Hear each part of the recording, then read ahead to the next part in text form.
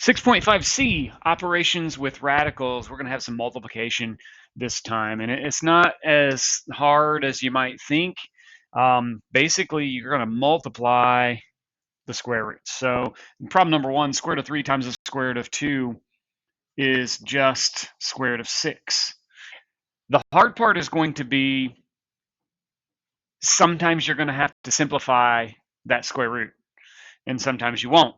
So like 6, it doesn't break down at all. Now remember, with square roots, it's nice to know, we know square root of 1, square root of 4, square root of 9, square root of 16, square root of 25, square root of 36, square root of 49, square root of 64, square root of 81, square root of 100, and you can know more than that, but those 10, that's a pretty good place to start, or up to square root of 100. But that 6 isn't going to break down because it doesn't contain any of those perfect squares inside of it. Okay, square root of 6, leave it alone.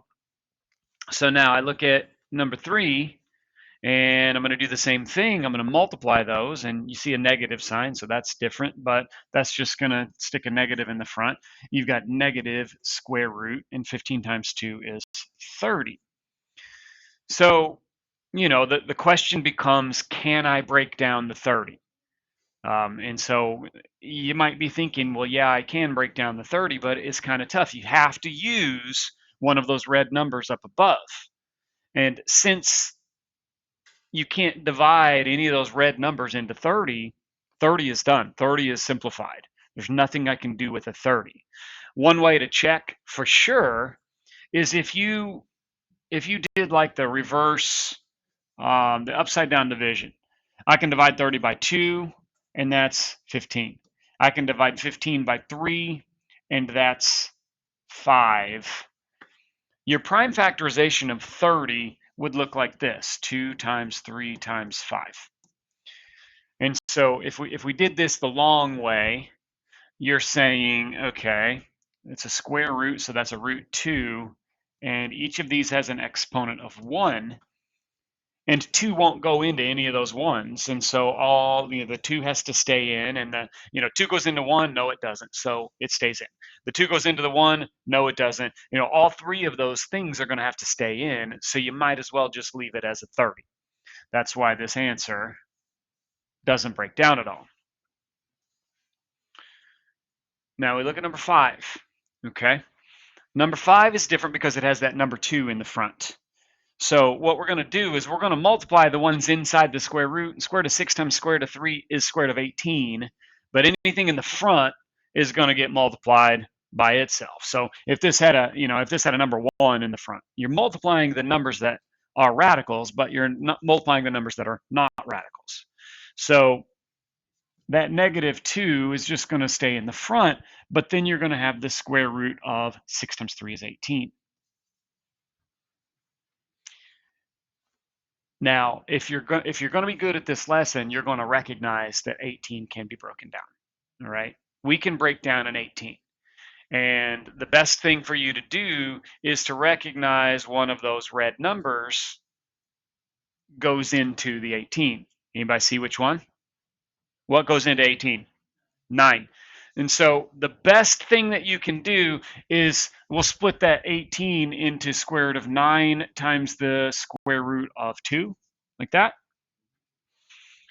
And so we take that square root of 18 and we split it up this way, knowing that square root of 9 is 3, we'd have 3 times the square root of 2. But don't forget, you had this negative 2 in the front. It's negative 2 times that 3 radical 2. And so we can multiply those two numbers in the front and get negative 6 radical 2. Negative 6 radical 2. And so again, the hardest part of this lesson is going to be deciding if you have to break something down and then doing that. All right, because we're going to have to do that on a lot of the problems. Number 7 looks like distributive property. All right, now a common mistake that people make when they distribute is they're going to say 3 times 3 is 9. 3 times 3 is 9, but one of those 3's has a radical on it and the other one doesn't. All right, so you're not going to combine them together and make 9 because one of them's inside and one of them's outside. So all I'm able to do is just kind of stick them together like this. That's multiplying them. One of them is a radical and one of them's not. So that's the best I can do. But when I distribute over here, let's put that minus down. The 3 is going to get multiplied by the 10, not by the 2. The 3 is inside, it multiplies by the 10 inside. You're going to have this 2 right there, but then you're going to have the square root of 30. So if there were like terms, you would combine them. There aren't. If we could break down that 30, we would, but we already saw a 30, right?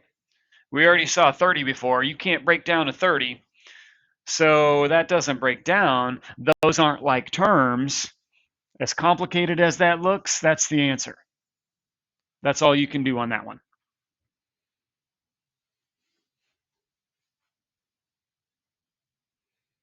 So now we look at number 9. It's another distributive property problem. Okay, so we distribute.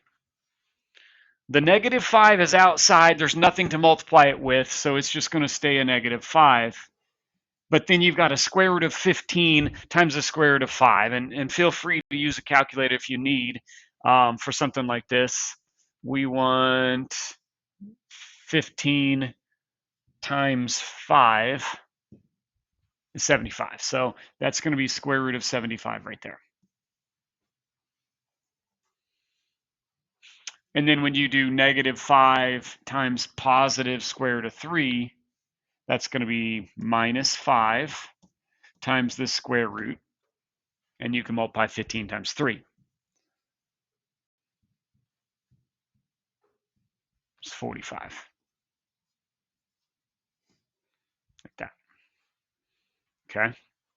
Now it's going to be tempting for you to say something like 75 minus 45 is 30. But you can't do that because they're not like terms. I don't see like terms. You can't do a 75 minus a 45. They're not like. But what you can do is break them down. Okay? You can break them down. So look at the 75 and look back at those red numbers again. Do any of those red numbers go into a 75? 25 does. Very good. So what I would do is I would split up,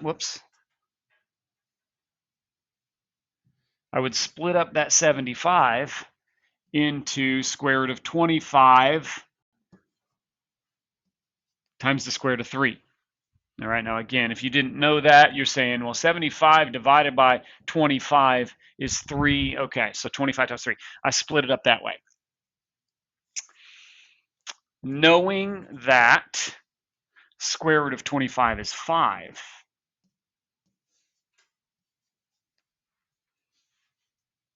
okay? But don't forget about this negative 5 right here. So you've got that negative 5 times the 5 radical 3 is going to be negative 25 radical 3. Now we have to do the same thing over there on the 45. Okay, we want to do the same thing on the 45. So again, you think about 45 and you're like, do any of these red numbers go into that 45? 9 does.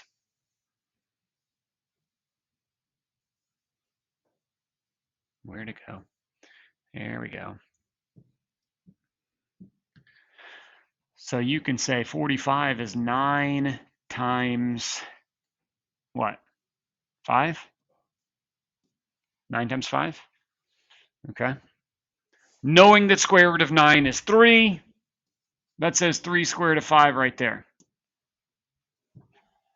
But don't forget about this minus 5. That goes right there. It's minus 5 times that. And so you've got to take 5 times the 3. Not multiply the two numbers that are outside. 5 times 3 is 15. We're going to have minus 15 square root of 5. At this point, you want to look and see if there are like terms, okay? But one of them's a square root of 3 and one of them's a square root of 5. There's nothing more to do, so that's your answer. Okay, that's your answer. I don't even have room to draw a box around it, but if you've got room, draw a box around it. All right, number 11. We're going to distribute square root of 5 times square root of 10 is square root of 50. Square root of 5 times 2, don't get 10. You're not going to get 10. It's not 2 times 5 because one of them's inside and one of them's not. So you're going to put the one outside and the one inside. It's going to look like that. Square root of 5 times 2, all you do is just write it down, 2 square root of 5. Now, the 50, do you know which of those red numbers goes into 50? 25 does. You could say that's 25, square root of 25 times the square root of 2. We do that because we know square root of 25 is 5. We do not know the square root of 2 there. So we've got 5 square root of 2 plus 2 square root of 5.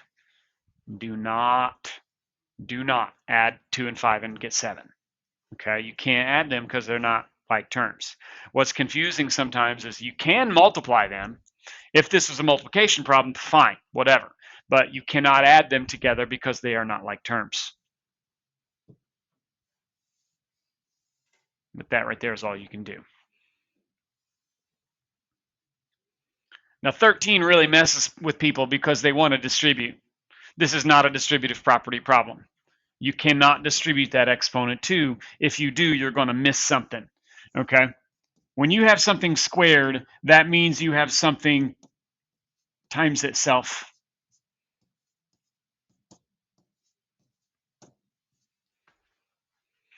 You have something times itself. You are not allowed to distribute an exponent like that. Okay? You have to take it times itself, and so that, some people call that a FOIL problem, but it's a double distributive property problem for sure. Okay, I'm going to take this first thing and distribute it. Here gives me the square root of 4, and here gives me plus square root of 10. So I distributed that first piece. Now I'm going to distribute the second piece. I'm going to go here and get plus square root of 10, and here gives me plus square root of 25.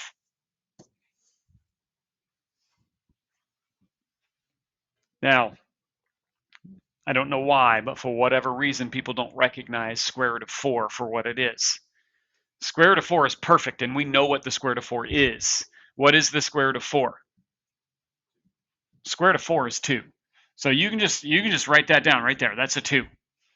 Okay? Likewise over here, square root of 25, you need to recognize that number. What's the square root of 25? 5. Okay, we know that. Everybody in this room knows that, but for some reason when I teach this lesson, people forget about it. They're doing the harder problems and they're thinking about simplifying stuff and breaking stuff down. They forget about the ones that they already knew. Okay? So you're adding them together. 2 plus 5 is going to give me a 7. But you've also got 1 square root of 10 plus 1 square root of 10 is going to be 2 square root of 10. And that's all you can do because those two things are not like terms. What you cannot do is say 7 plus 2 is 9. You don't have 7 plus 2. You've got 7 plus 2 of something. Okay? So then the next one is a little bit more obvious than the last one. It's probably easier than the last one. It's the same type of deal. You're going to distribute. You're going to distribute twice. Square root of 2 times the square root of 2 is the square root of 4. Square root of 2 times 3 is plus 3 square root of 2. Negative 1 times square root of 2 is minus 1 square root of 2, and negative 1 times 3 is minus 3. So we've got a square root of 4 there, and we know that square root of 4 is 2, or we should know that. Otherwise, we just combine the like terms. So look at your like terms. I see a 2 minus 3 is negative 1. And I see 3 radical 2's minus 1 radical 2 is going to be plus 2 radical 2.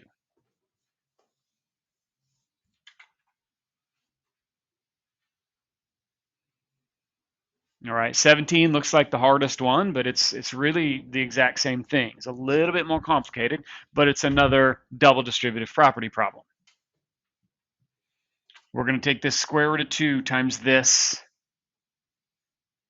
That's going to give me this 2 times the square root of 4.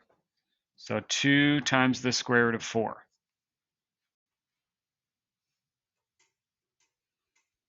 And then I'm going to take this square root of 2 times this square root of 3, and I'll have plus the square root of 6.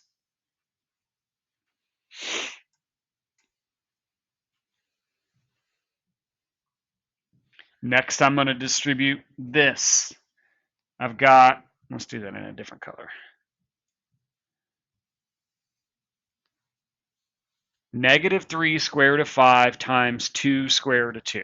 All right. So you multiply the square roots, you multiply the roots, but you multiply the other numbers as well.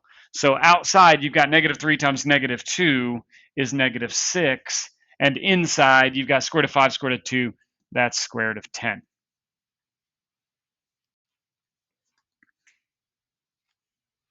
But then we're going to multiply negative 3 square root of 5 times square root of 3. That's just going to be minus 3 square root of 15.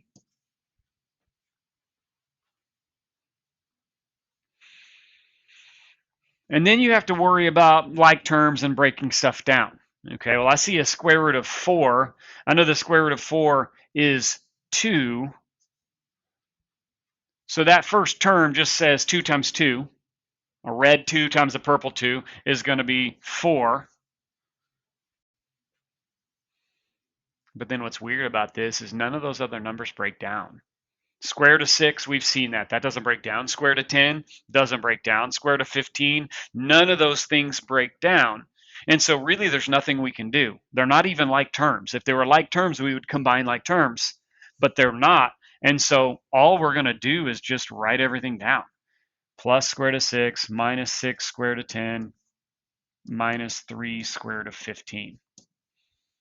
That answer looks really gross, but that's really all we can do.